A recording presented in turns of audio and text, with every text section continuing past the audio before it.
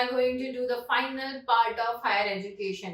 आज आपके साथ मैं इसके बहुत इंपॉर्टेंट पॉइंट शेयर करने वाली हूँ, so please stay tuned, watch the video completely because I give you the data about what to read extra in higher education to achieve good marks.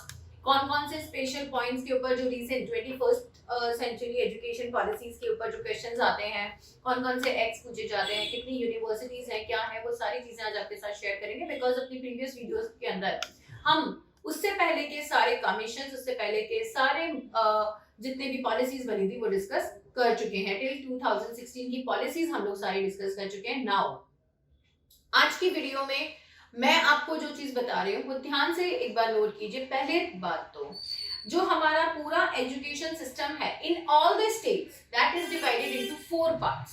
ठीक है, the complete education system is divided into 4 major parts. वो 4 part हमें पता होने चाहिए कि कौन कौन से पार्ट में हमारी हायर एजुकेशन डिवाइडेड है. The first part is elementary education in India. ठीक है, in all the states the first part is elementary education, that is from 1st to 8th, that is elementary education.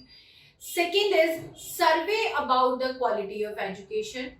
Okay, third is secondary and higher secondary education, in which we will read till the 12th class, that is secondary and higher secondary education. After that, higher education, about the universities, about the higher courses, about professional courses which the students used to opt. ये 4 part में हमारा पूरा education system divide होता है और अब हमें आगे इन्हीं 4 पार्ट्स को डिटेल में पढ़ना है. ठीक है, जो फर्स्ट एलिमेंट्री एजुकेशन है दैट इज सर्व शिक्षा अभियान. किसके अंदर आ गया है? अब सर्व शिक्षा अभियान के अंदर आ गया है. और इन 2014 and 15 there were 14 lakhs school in the country imparting an elementary education in total enrollment of 19.77 students. ठीक है, लगभग 20 करोड़ स्टूडेंट्स का 2014-15 के अंदर एनरोलमेंट हुआ है. और कितने स्कूल्स हैं हमारे पास? 14 लाख से ऊपर स्कूल है. ठीक है, एलिमेंट्री एजुकेशन के. इसी तरीके से हमारे पास अगर उसी में जॉब्स की बात आती है तो 80 लाख प्लस टीचर्स हैं और इसी तरीके से रेशो में जॉब्स निकलती भी रहती हैं. Grade 1, grade 2, grade 1 is up to 5th, grade 2 is 6 to 8. ये आपके दोनों ग्रेड्स आपको पता होंगे because you used to fill the examination, तो आप इसे समझ लेंगे. Second is survey relating to the quality of education.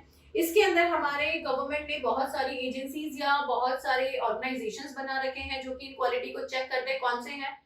You know, NCERT, CBSE, state के अपने अलग अलग होते हैं जो बोर्ड्स होते हैं. वो बोर्ड क्या करते हैं? एजुकेशन के ऊपर सर्वे करते हैं.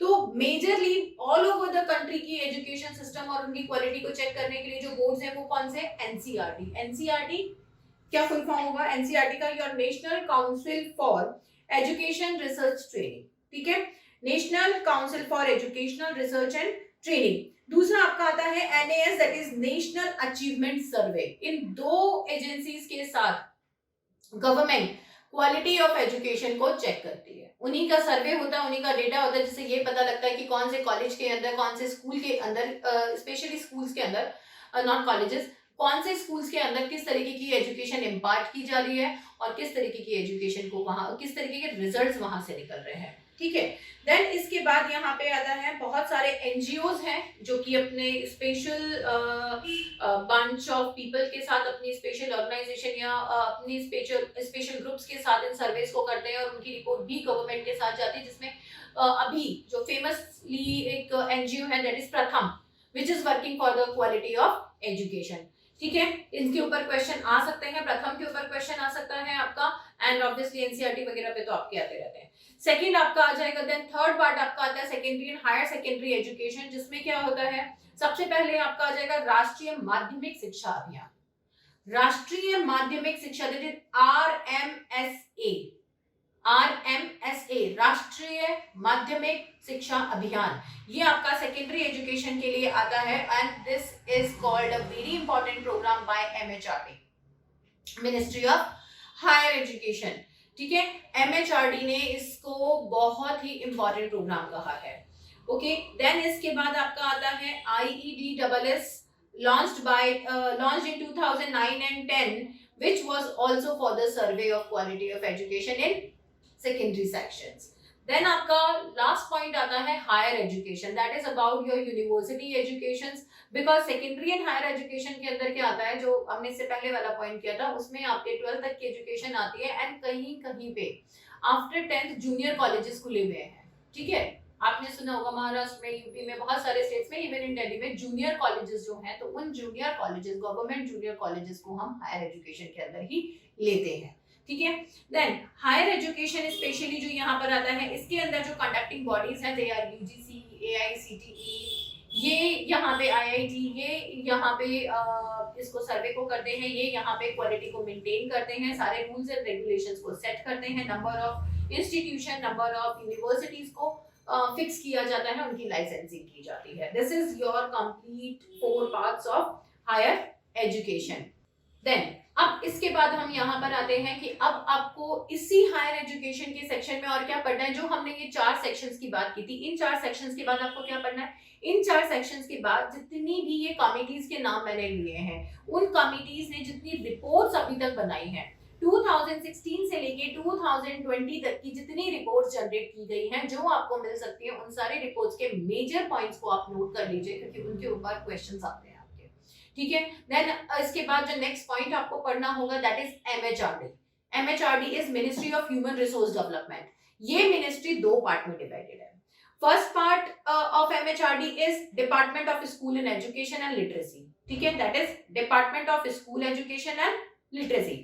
Second is department of higher education. ये 2 पार्ट के अंदर डिवाइडेड है। जो department of school education and literacy है, वो किस चीज में डील करता है, वो primary school, secondary school, higher school, जो भी 3 आपके ग्रेड्स हैं, ग्रेड 1, 2, 3, उन तीनों के अंदर, एडल्ट एजुकेशन के अंदर, वोकेशनल कोर्सेज के अंदर, and normal literacy level of the complete country, state wise literacy level, उन सब के ऊपर ये काम करता है। सेकंड जो आपका डिपार्टमेंट ऑफ हायर एजुकेशन, वो आपकी टेक्निकल एजुकेशन, वोकेशनल कोर्सेज के ऊपर, यूनिवर्सिटीज के अंदर यूनिवर्सिटी एजुकेशन के ऊपर, आपके स्कॉलरशिप्स के ऊपर, फेलोशिप के ऊपर, इन सब चीजों पे ये काम करता है, ठीक है। कितने डिपार्टमेंट्स हैं, कितने उसके चीजें बने हुई है, कितनी क्लब्स बने हुए हैं यूनिवर्सिटी के अंदर, किस तरीके से उन क्लब्स को एग्जीक्यूट किया जा रहा है, इवन ऑन सेंसरशिप्स।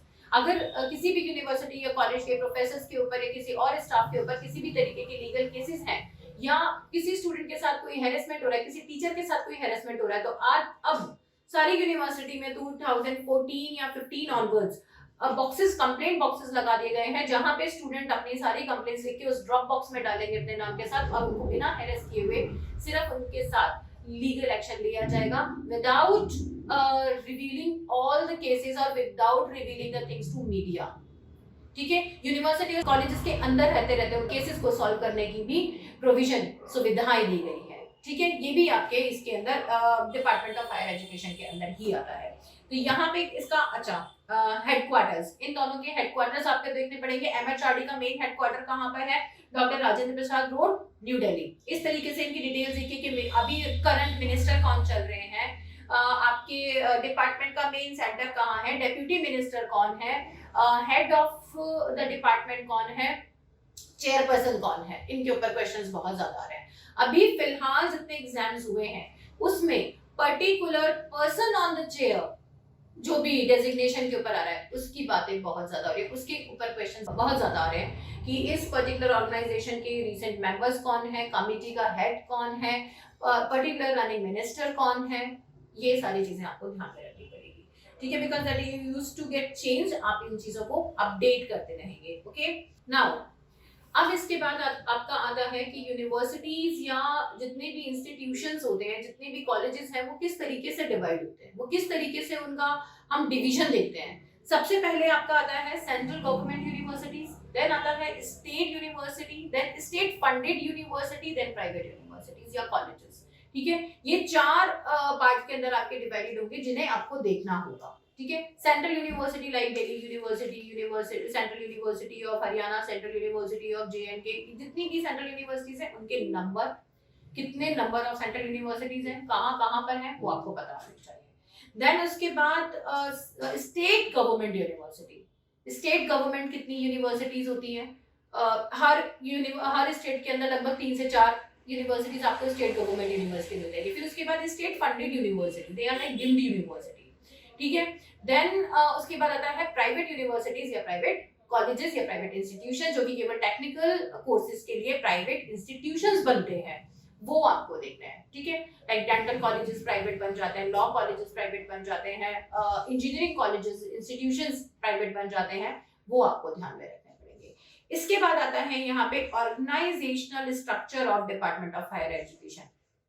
कितने इसके स्ट्रक्चर्स हैं, कौन कौन से डिपार्टमेंट है हायर एजुकेशन के अंदर, वो आपको देखने हैं। Like for example UGC, second is आपका ICSSR, that is Indian council of social sciences and researches, third is ICHR, that is Indian council of historical researches, then ICPR, Indian council for philosophical researches, then 47 central universities हैं। उसके बाद Indian institute of advance studies, ठीक है, advance studies कहाँ पे है, इकलौता centre है शिमला के अंदर, वो आपको पता होना चाहिए। Then all India survey of higher education, AISHE, इसको आयशा भी बोलते हैं, that is all India survey of higher education. ये आपके मेन ऑर्गेनाइजेशनल बॉडीज हैं जो कि ऑल ओवर इंडिया वर्क करती हैं to manage higher education. Okay, इसके बाद आपके आते हैं टेक्निकल एजुकेशन से रिलेटेड ऑर्गेनाइजेशन आते हैं। केवल टेक्निकल एजुकेशन से रिलेटेड ऑर्गेनाइजेशन कौन से हैं, AICTE, IITs, इसके अंदर जितने भी IITs होंगे वो आपको देखने होंगे। ठीक है, तो ये मेन आपके हैं। IISER, that is Indian institute of science education and research, उसके साथ IIT, Indian institute of technology, and third is AICTE। ये तीन आपके टेक्निकल एजुकेशन से रिलेटेड है। उसके बाद आपकी आती है एडमिनिस्ट्रेशन एंड लैंग्वेजेस की यूनिवर्सिटी। एडमिनिस्ट्रेशन और लैंग्वेजेस की यूनिवर्सिटी, एडमिनिस्ट्रेशन इज लाइक कि आपकी MBA से रिलेटेड कितनी यूनिवर्सिटीज है, लैंग्वेज से related is like IFLU Hyderabad, ठीक है, IFLU का ही एक ब्रांच लखनऊ भी खुल गया, तो अब लैंग्वेज की यूनिवर्सिटीज कितनी हो गई है, 2 हो गई है। IFLU is Hyderabad and IFLU का लखनऊ, 2 आपकी ये यूनिवर्सिटीज हो जाती हैं। देन इसके अंदर आपका आ जाता है राष्ट्रीय संस्कृत संस्थान न्यू दिल्ली, इसके अलावा संस्कृत विद्यापीठ तिरुपति, देन आपका Vidyapeeth university Delhi and in other centres. उसके अलावा आपका Sanskrit university Banaras, you can not forget it, सबसे पहली यूनिवर्सिटी खुली थी, मैंने प्रीवियस लेक्चर में भी आपको ये चीजें बताई है, तो ये आपको ध्यान रखना है। इसके बाद बहुत सारे different universities like Sindhi language की अलग बनी हुई है यूनिवर्सिटी, इन लैंग्वेजेस की जितनी यूनिवर्सिटीज है you all have to search it. मैंने आपको कुछ एक एग्जांपल दिए हैं संस्कृत के लिए, विद्यापीठ के लिए, आपको IFLU के लिए, English as a foreign language के लिए, बट उसके अलावा सिंधी लैंग्वेज की यूनिवर्सिटी हमारे यहाँ बनी हुई है, प्राकृत लैंग्वेज की बनी हुई है, ये आपको सेंटर्स देखने हैं कोलकाता वगैरह में, कहाँ पर भी है ये आपको सारे देखने पड़ेंगे। इसके बाद आपके आते हैं डिस्टेंस एजुकेशन लाइक IGNOU, कितनी यूनिवर्सिटीज हैं, कौन कौन सी पॉलिसीज हैं, इनके आप देखेंगे। देन अब मैं आपको बता रही हूँ अदर एजुकेशनल बोर्ड्स जिनके ऊपर आपके क्वेश्चंस आते हैं, मैं उन बोर्ड्स की बात करूंगी जिन पे क्वेश्चंस आते हैं। अदर बोर्ड्स कौन से हैं, CBSE, NCERT, KVS, NVS, CTET, your NIEPA, that is National Institute of Educational Planning and Administration, National Commission of Minority Education Commission, that is NCMEI, ठीक है, मैं धीरे बोल रही हूँ, आराम से लिख सकते हैं, NCMEI, that is National Commission of Minority Educational Institution, National Institute of Educational Planning and Administration, then आपका CTET, I told you, and NCTE, that is National Council for Teaching Education, जो कि BEd, MEd के programmes को run करते हैं और उनकी planning करते हैं। Then National Council for Women Education, NCWE, ठीक है, national council for women education, इसको एक अलग से ऑर्गेनाइजेशन में रखा गया है क्योंकि विमेन एजुकेशन को बहुत ज्यादा इंपॉर्टेंस भी दी गई थी। दूसरा 2014 एंड ऑनवर्ड्स हम एक पॉलिसी देख रहे हैं, बेटी बढ़ाओ जो प्रोग्राम चलाया है गवर्नमेंट ने, उसका भी जितना संचालन हो रहा है, जितना उसकी प्लानिंग हो रही है, जितना उसके वर्क किए जा रहे हैं, वो सारा संचालन कहाँ से हो रहा है, NCWE से हो रहा है। ठीक है, ये आपको ध्यान रखना है। देन आप अपने रीडिंग के अंदर अपने प्रिपरेशंस के अंदर आईआईटी आईआईएम की लिस्ट निकाल लेंगे आप। उसके बाद जो एमएचआरडी हैं उनके कितने वर्क्स होते हैं, कौन कौन से प्रोग्राम उन्होंने चला रखे हैं वो आप देखेंगे। एजुकेशन फॉर गर्ल्स के लिए मैंने आपको एक बताया है, बेटी बचाओ बेटी पढ़ाओ अभियान। उसके अलावा स्वच्छ विद्यालय अभियान है, उड़ान है, Swami Vivekananda single girl child scholarship मिलती है, वो प्रोग्राम है। इस तरीके Saksham is a scholarship for girls and physically abled students, इनको सक्षम मिलता है, तो ये आपको उसमें देखना है, ठीक है। Next is your initiative for northeastern universities and student from northeast। Quality focus के लिए पढ़े भारत बढ़े भारत अभियान है, नेशनल ई लाइब्रेरीज है, Swayam is a very popular platform to study जो कि इस टाइम पे यहाँ पे चालू किया गया and it is a very active these days। Corona time में लॉकडाउन के टाइम पे स्वयं was the great help for the students। उनको एक फ्री एजुकेशन टीवी और एक बहुत स्मॉलर नेटवर्क के साथ दिया गया कि बच्चा कहीं पे भी है लेकिन अपनी एजुकेशन पूरी कर सकता है एंड उसकी पूरी प्लानिंग कैसे होती है। 24 आवर्स वो चैनल ऑन रहता है, 24 आवर्स उसके ऊपर लेक्चर्स आते हैं। किस स्लॉट में आते हैं? 6 घंटे का लेक्चर होता है, उस मतलब 6 घंटे की भी उसमें पढ़ाई होती है, 40 मिनट्स की। उसमें 6 लेक्चर्स होते हैं जो कि 1 घंटे का एक स्लॉट में दिखाया जाता है। बीच में अगर ऐड है या कुछ भी बच्चे को ब्रेक दिया जाता है, वो 1 घंटे के अंदर 40 मिनट या 50 मिनट का एक लेक्चर आता है और वो एक लेक्चर दिन में कितनी बार आएगा? 4 बार टेलीकास्ट होगा कि बच्चा अपनी सुटेबिलिटी के हिसाब से उसे वॉच कर सकता है। मल्टीपल टाइम्स देखना चाहता है वो मल्टीपल टाइम्स देख सकता है। ये स्वयं का प्रोग्राम है, ठीक है। तो ये आपको पता होना चाहिए कि एक लेक्चर कितनी बार दिन में चलता है, फिर उसका री रूटीन कब है, अगर बच्चे ने फिर भी मिस कर दिया तो वो कब देख सकता है, क्योंकि हर किसी के पास जिसके पास सुविधा नहीं है, कोई पड़ोसी के यहाँ जाके देख रहा है, कोई अपने जहाँ वर्कर है तो वर्कर अपने मालिक से पूछ के देख रहा है, तो वो किस टाइम में उसे देख रहा है, किस पर्टिकुलर तरीके से उसे देख रहा है, गवर्नमेंट ने उस हर चीज को ध्यान में रखते हुए ये सुविधा दी है, ठीक है। तो इसका आपको पूरा साइकिल रूटीन, कितने लेक्चर्स किस किस तरीके से दिए जाते हैं, ये आपको पता होना चाहिए। इसमें कौन कौन से क्लास के दिए जाते हैं, कौन कौन से कोर्सेज के लेक्चर्स दिए जाते हैं, वो आपको पता होना चाहिए। जैसे फॉर एग्जांपल आईआईटी प्रिपरेशंस के लेक्चर्स हैं, उसमें टीचर्स वहां पे फ्री ऑफ कॉस्ट बता रहे हैं कि आईआईटी के एडमिशंस के लिए आपको क्या करना है, आपको मेडिकल की तैयारी के लिए आपको क्या करना है, वो सारी चीजें वहां दी जा रही है। तो मैंने 12th ऑनवर्ड बता दिया आपको, लेकिन 10th के लिए 12th के लिए इस तरीके से आपको लेक्चर प्लान वहां पे देखने पड़ेंगे। देन आपके इसके अलावा वहां पे आपका आ जाता है, आप अमेंडमेंट प्रोग्राम्स देखेंगे कि 2016 ऑनवर्ड्स या 14 ऑनवर्ड्स कितने अमेंडमेंट्स हुए हैं एजुकेशन के अंदर, ठीक है। कितनी चेंजेस आए हैं, कितनी यूनिवर्सिटीज के अंदर चेंजेस आए हैं, नंबर ऑफ यूनिवर्सिटी आज की तारीख में ऑथेंटिक यूजीसी अप्रूव्ड कितनी है, यूजीसी के लिस्ट से कटी हुई यूनिवर्सिटीज कितनी है, कितनी यूनिवर्सिटीज को फेक यूनिवर्सिटी डिक्लेयर कर दिया गया है, ये नंबर्स वहां पे पूछे जाते हैं, डायरेक्ट ये क्वेश्चन आता है आपका। इसके अलावा एस्टेब्लिशमेंट आपके आते हैं, डिफरेंट ऑर्गेनाइजेशन के एस्टेब्लिशमेंट आते हैं, जिसमें मेन जो आपका आएगा that is UGC. So let me take UGC and I will tell you about the other institutions या organization which you have to prepare by yourself, ठीक है। मैं UGC का आपको बता रही हूँ, जो जो पॉइंट्स मैं बता रही हूँ आप वो UGC के पॉइंट्स अपने ध्यान में रखिए कि आपको UGC के उन पॉइंट्स को प्रिपेयर करना है, और उसके अलावा मैं जो भी आपको और ऑर्गेनाइजेशंस बताऊंगी आप उनके वो पॉइंट्स अपने आप प्रिपेयर करेंगे, ठीक है। यूनिवर्सिटी ग्रांट कमीशन एस्टेब्लिशमेंट कब हुआ, कहाँ हुआ? That was first formed in 1945, Aligarh, Banaras, Delhi, 3 centre थे इसके, ठीक है। अलीगढ़, बनारस, दिल्ली। सेंट्रल यूनिवर्सिटीज भी पहले ये 3 ही थी जहां पे ये काम शुरू हुआ था। तो यूजीसी का फॉर्मेशन जब दिल्ली में किया गया तो उसको कौन सी 3 यूनिवर्सिटीज को कंट्रोल करने के लिए दिया गया? Aligarh, Banaras and Delhi. Then its responsibility was extended in 47 and it started covering all India. सबसे पहले कितने सेंटर्स थे इसके अंदर? 3, उसके बाद पूरे ऑल ओवर इंडिया को इसको दे दिया गया। अगस्त 1949 में recommendation was made to reconstitute UGC. क्यों? क्योंकि उसके जितने भी राइट्स थे, जितने भी इसकी रिस्पॉन्सिबिलिटीज को बढ़ा दिया गया था, उस स्पेस के हिसाब से इसके बहुत सारी चीजों को अमेंड करना था, उसको फिर से रीफॉर्म करना था, तो इसको रीफॉर्म किया गया।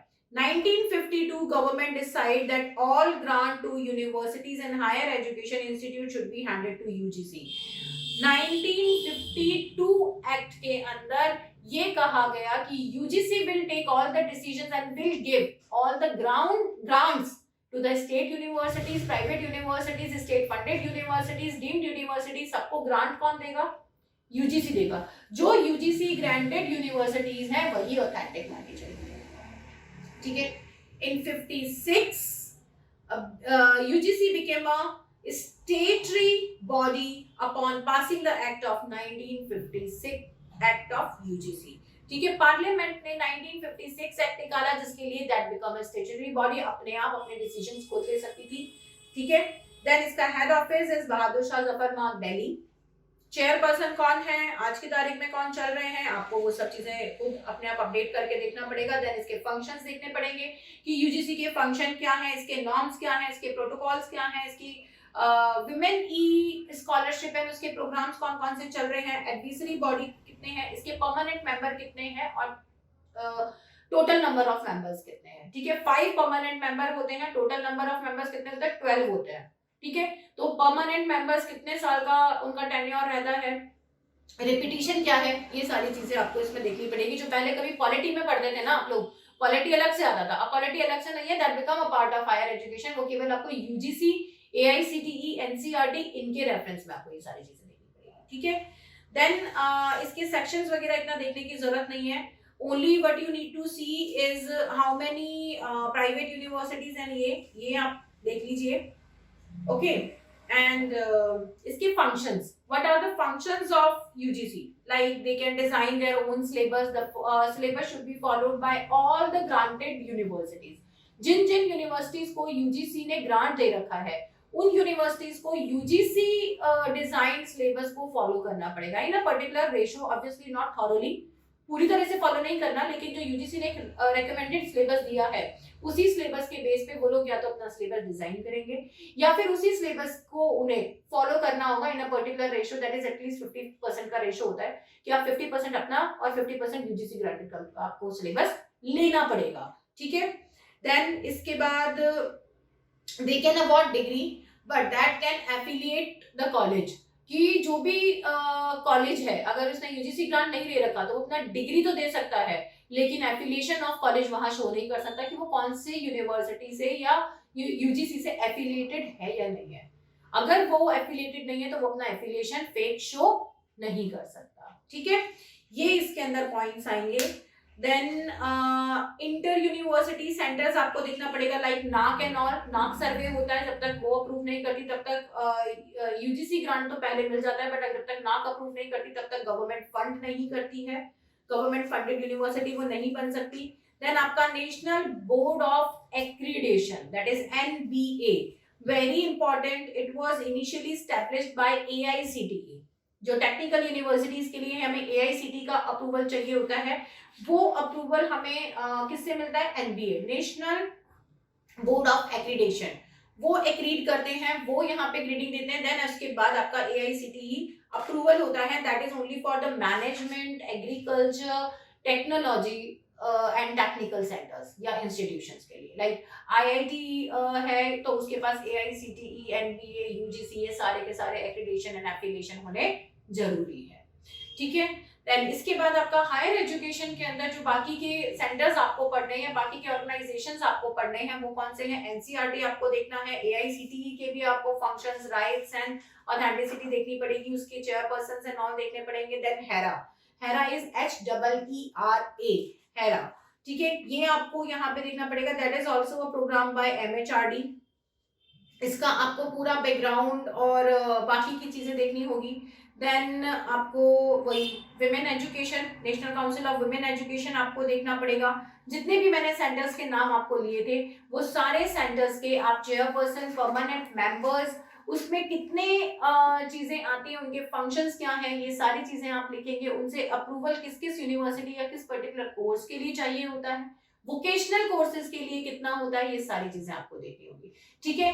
Here I'm finishing your higher education. Best of luck to all of you, and for detailed notes, for any kind of detailed classes you can you can contact us anytime on the given numbers which is going on the slides downward. And all the best. Thank you.